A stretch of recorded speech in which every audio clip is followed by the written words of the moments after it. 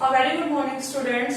बच्चों, मैं अपने प्रीवियस लेक्चर में आपको भूगोल पार्ट 4 खनिज तथा ऊर्जा संसाधन चैप्टर समझा रही थी, जिसमें मैंने आपको अपने प्रीवियस लेक्चर में बताया था ऊर्जा के गैर पारंपरिक संसाधन जैसे कि सौर ऊर्जा, पवन ऊर्जा, परमाणु ऊर्जा, तापीय ऊर्जा, ज्वारीय ऊर्जा और बायो ऊर्जा। बायोगैस। आज मैं इसी चैप्टर को कंटिन्यू करने जा रही हूँ और आज का मेरा टॉपिक है खनिज संसाधन के संरक्षण की आवश्यकता क्यों है। तो जैसे कि बच्चों आप जानते हैं कि खनिज संसाधनों के संरक्षण की बहुत ही आवश्यकता है, क्योंकि उनका बहुत ज्यादा मात्रा में क्या होता जा रहा है, दोहन होता जा रहा है। तो खनिज निर्माण प्रक्रियाएं अत्यंत धीमी गति से होती हैं। तो बच्चों, खनिज निर्माण की जो प्रक्रियाएं होती हैं बहुत ही धीमी गति से होती हैं, क्योंकि खनिजों के बनने में बहुत लंबे समय का समय लगता है, क्योंकि ये हमारे अनवीकरणीय संसाधन है।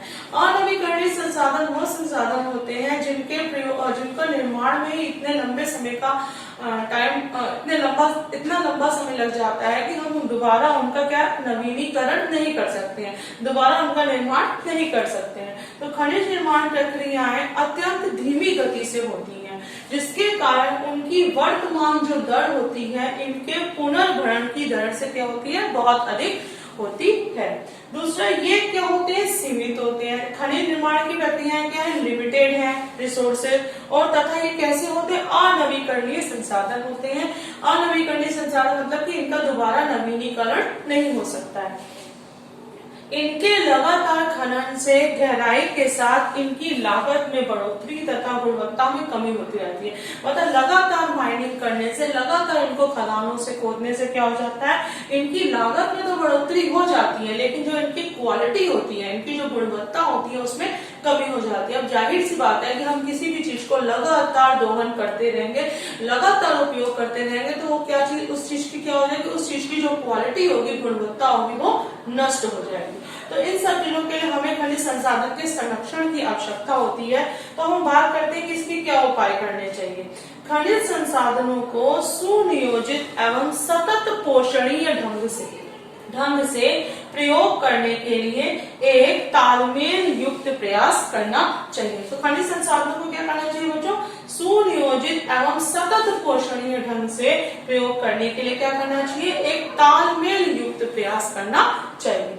निम्न कोटि के अयस्कों का कम लागत पर प्रयोग करने के लिए उन्नत प्रौद्योगिकी का सतत विकास करते रहना चाहिए। तो निम्न कोटि के अयस्कों का कम लागत पर प्रयोग करने के लिए क्या करना चाहिए, उन्नत प्रौद्योगिकी का सतत विकास क्या करते रहना चाहिए। तो इस सब उपायों को अपनाकर हम लोग क्या कर सकते हैं, इन सब उपायों को अपनाकर हम खनिज संसाधन को सुरक्षित कर सकते हैं।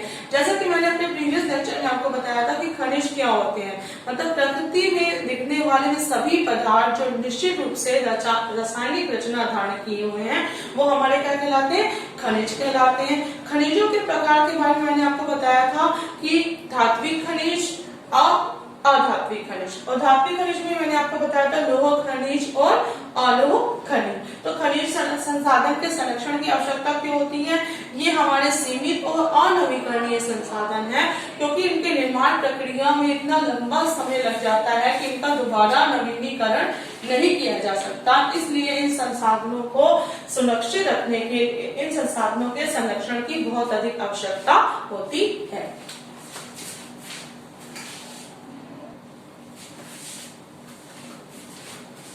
तो बच्चों, हम बात करने जा रहे हैं ऊर्जा संरक्षण के उपाय। तो ऊर्जा संरक्षण क्या होता है, समान गतिविधियों के स्तर के लिए अपेक्षाकृत कम ऊर्जा का उपयोग करना। मतलब कि समान गतिविधियों के स्तर के लिए अपेक्षाकृत हमको क्या करना है, कम ऊर्जा का उपयोग करना है।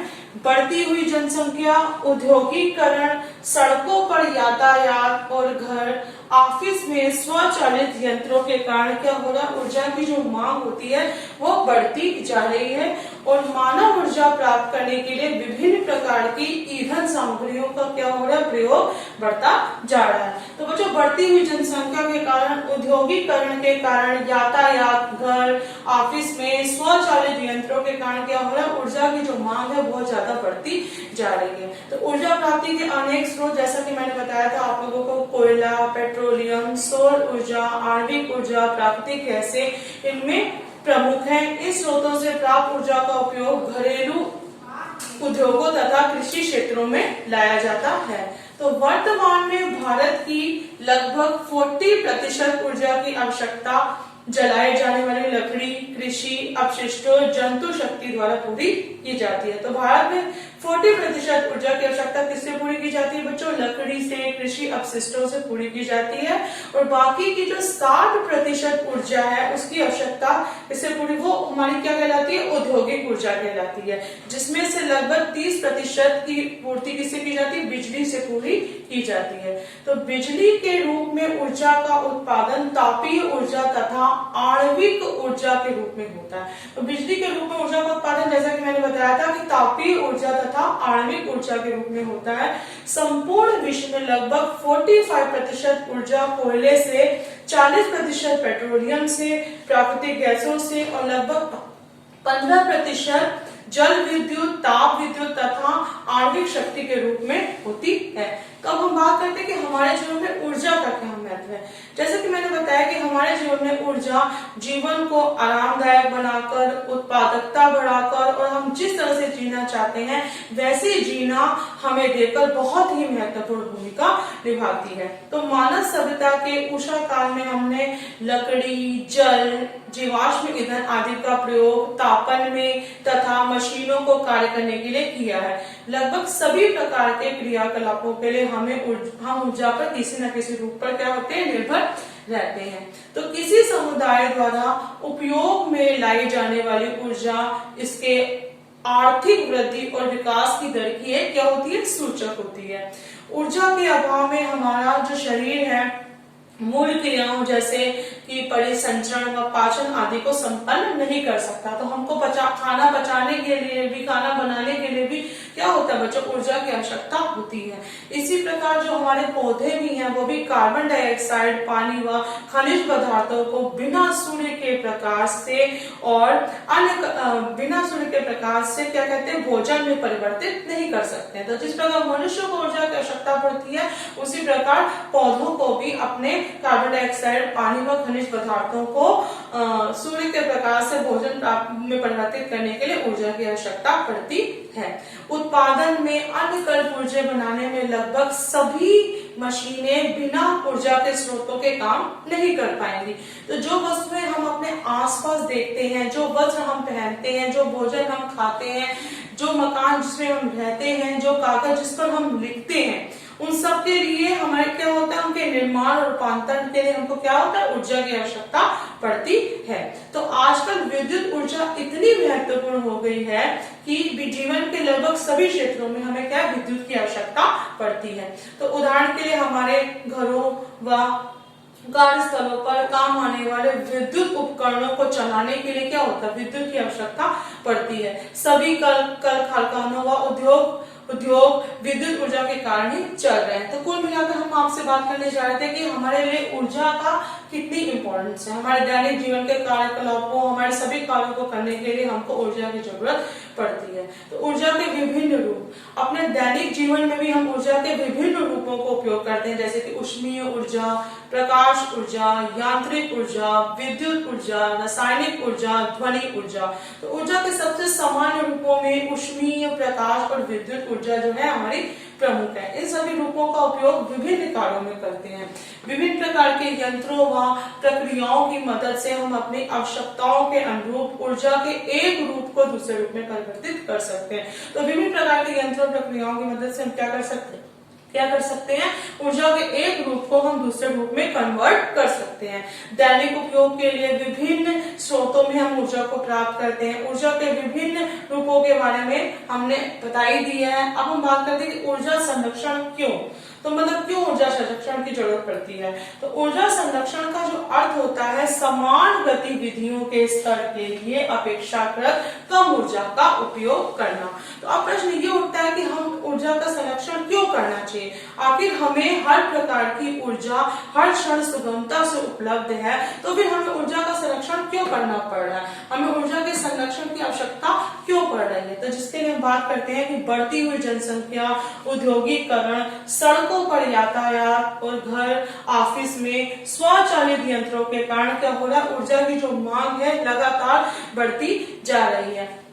आपने स्वयं भी देखा होगा कि लगातार बढ़ती जनसंख्या से ऊर्जा की मांग लगातार बढ़ती जा रही है। बढ़ती जनसंख्या के लिए रहने के लिए मकान रहने के लिए घर भी अधिक होने चाहिए। इससे क्या होता है कि पेड़ों के कटने की रफ्तार भी बढ़ती जा रही है। भी पेड़ों को काटा जा रहा है, जमीन को साफ किया जा रहा है, लोगों के लिए घर बनाए जा रहे हैं ताकि फर्नीचर व घर बनाने के लिए लकड़ी का प्रयोग किया जा सके। तो घर बनाने के लिए फर्नीचर व लकड़ी का प्रयोग करने के लिए पेड़ों को बड़े स्तर पर काटा जा रहा है, तो जिसको क्या कहते हैं कि हम लोग वृक्षोन्मूलन, डिफॉरेस्टेशन जिसे कहते हैं, किया जा रहा है। अधिक लोगों के लिए अधिक कोयला, मिट्टी का तेल और गैस की आवश्यकता होगी ताकि अधिक लोगों के लिए खाना पकाया जा सके। आज अधिक लोगों को अपने घर में प्रकाश के लिए अधिक बिजली की आवश्यकता है। वॉशिंग मशीन, कंप्यूटर आदि चलाने के लिए भी लोगों को बिजली की खपत बहुत ज्यादा लगती है। तो इन सब चीजों के लिए क्या ऊर्जा की मांग लगातार बढ़ती जा रही है। तो बढ़ती हुई जनसंख्या से, औद्योगिकरण से और घर ऑफिस में स्वचालित यंत्रों के कारण क्या हो रहा है बच्चों, ऊर्जा की मांग में लगातार वृद्धि होती जा रही है। आप ऊर्जा की मांग और आपूर्ति के बीच की खाई को काटने के लिए कौन से कदम उठाने चाहेंगे? तो इसके लिए क्या होता है, आपूर्ति बढ़ाकर या मांग को घटाकर। तो अब हम बात करते हैं कि ऊर्जा संरक्षण के उपाय। तो जैसा कि आप जानते हैं कि ऊर्जा का कितना हमारे जीवन में प्रयोग है, तो ऊर्जा संरक्षण के उपाय भी बहुत जरूरी हो जाते हैं। तो ये कहा जाता है कि ऊर्जा की बचत करना ऊर्जा के उत्पादन करने के बराबर है। मतलब अगर हम ऊर्जा को संरक्षित करेंगे तो वो किसके बराबर होगी, ऊर्जा के उत्पादन के बराबर होगी। अतः हमें केवल ऊर्जा के स्रोतों का न केवल विवेकपूर्ण तरीके से उपयोग करना है, बल्कि जितनी ऊर्जा हम बचा सकते हैं उतनी ऊर्जा भी हमें बचाकर रखनी है। भाई हमें केवल सिर्फ ऊर्जा के स्रोतों का ही ध्यान में रखना है, हमको ये भी कोशिश करनी है कि अगर हमारे लिए ज्यादा जरूरी नहीं है तो हम उस ऊर्जा को बचा कर रखें। जितनी जरूरत है उतना ही हम ऊर्जा का उपयोग करें, बल्कि उतनी ऊर्जा का हमें उपयोग करना चाहिए। आप अपने घर में ही ऊर्जा संरक्षण की शुरुआत कर सकते हैं। तो जैसे कि कुछ उपाय दिए गए हैं, जिन उपायों को अपनाकर आप अपने घर में ही ऊर्जा को संरक्षित कर सकते हैं। जैसे कि उपयोग में ना आने पर पंखे, लाइट व विद्युत से चलने वाले अन्य उपकरणों को बंद कर दें। मतलब अगर आपके उपयोग में नहीं आ रहे हैं तो पंखे, लाइट व विद्युत से चलने वाले उपकरणों को क्या कर दिया जाए, बंद कर दिया जाए। चावल दाल आदि पकाते समय बर्तन को ढक दें। तो चावल दाल आदि पकाते समय अगर हम बर्तन को ढक देंगे तो खाना पकाने के लिए केवल पानी की आवश्यक मात्रा का उपयोग करें। मतलब खाना बनाने के लिए जितने भी पानी की आवश्यकता है उतने ही पानी का उपयोग करें, अनावश्यक पानी का उपयोग नहीं करें। यदि आप दालों को पकाने के पहले कुछ समय के लिए पानी में भिगो कर रख देंगे तो इन्हें पकाने के लिए कम ऊर्जा की आवश्यकता पड़ेगी। तो ऐसे तरीके अपनाकर आप क्या कर सकते हैं, ऊर्जा को संरक्षित कर सकते हैं। तो ऊर्जा की बचत का एक अन्य तरीका ये भी है कि आप अधिक दक्ष उपकरणों का उपयोग करें। जैसे उदाहरण के लिए बल्ब व ट्यूबलाइट आदि की तुलना में उतनी ही शक्ति की ट्यूबलाइट अधिक प्रकाश देती है, उतनी शक्ति की ट्यूबलाइट अधिक प्रकाश देती है। जैसे कि ट्यूबलाइट बल्बों तथा अन्य उपकरणों पर जमी हुई धूल को नियमित रूप से साफ करना चाहिए। अगर हमारे ट्यूबलाइट बल्बों पर या अन्य उपकरणों पर धूल जमी हुई है तो उसको नियमित रूप से हमें क्या करना चाहिए, साफ करते रहना चाहिए। हमेशा ISI मोहर वाले बिजली उपकरणों और साधनों का प्रयोग करना चाहिए। तो बल्ब की तुलना उतनी शक्ति की ट्यूबलाइट अधिक प्रकाश देती है। मतलब कि अगर बल्ब की जगह हम उतनी ही शक्ति की ट्यूबलाइट का प्रयोग करें तो जिससे क्या होगा कि कम ऊर्जा की खपत होगी। अच्छे स्टोव ईंधन का प्रयोग अधिक दक्षता से दहन करना चाहिए और दहन किए गए प्रति इकाई ईंधन के लिए अधिक ऊष्मा प्रदान की जानी चाहिए। तो इस तरह के तरीके हम अपनाकर क्या कर सकते हैं बच्चों, अपनी ट्यूबलाइट व बल्बों को ऐसी जगह लगाएं जहां प्रकाश आने में दिक्कत ना हो। तो ये उपाय है जैसे कि अनावश्यक चल रहे बिजली उपकरणों को बंद करके, चावल दाल आदि पकाते समय बर्तन को ढककर, ट्यूबलाइट, बल्बों तथा अन्य उपकरणों पर जमी हुई धूल को नियमित रूप से साफ करके, हमेशा ISI मोहर लगे बिजली उपकरणों और साधनों का प्रयोग करके और अपने ट्यूबलाइट और बल्बों को ऐसी जगह लगाकर जहां प्रकाश आने में दिक्कत ना हो, तो हम क्या कर सकते हैं, ऊर्जा संसाधन को संरक्षित कर सकते हैं। जैसा कि मैंने बताया कि ऊर्जा संसाधन हमारे जीवन के लिए बहुत जरूरी है। हमारे खाना बनाने से लेकर हमारे रहने तक में हर चीज में हमको ऊर्जा की जरूरत पड़ती है, तो इन संसाधनों का संरक्षण करना बहुत ज्यादा जरूरी हो जाता है। तो बच्चों, आज मैंने आप लोगों को क्या समझाया? आज मैंने आप लोगों को खनिज तथा ऊर्जा संसाधन का संरक्षण क्यों आवश्यक है तथा इसके उपाय के बारे में बताया। अब ये चैप्टर आपका फिनिश हो गया है। मैं अपने नेक्स्ट लेक्चर में इस चैप्टर का आपको रिवीजन कराऊंगी। Now thank you, that's all for today.